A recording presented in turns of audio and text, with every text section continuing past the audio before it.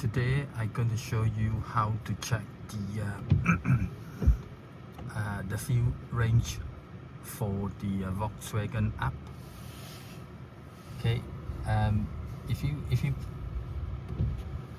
see the button here, you see button here.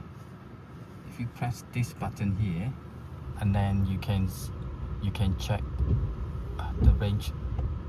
Yep, you see here. Yeah, so you got 45 miles left. Yeah, and then if you keep pressing up or down to see, like, this is like average consumption is 55.7. yeah, so this is how you obviously check the range left. This is the button.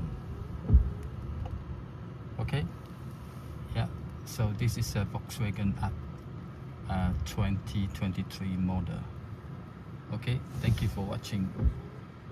Please subscribe to the channel. Thank you.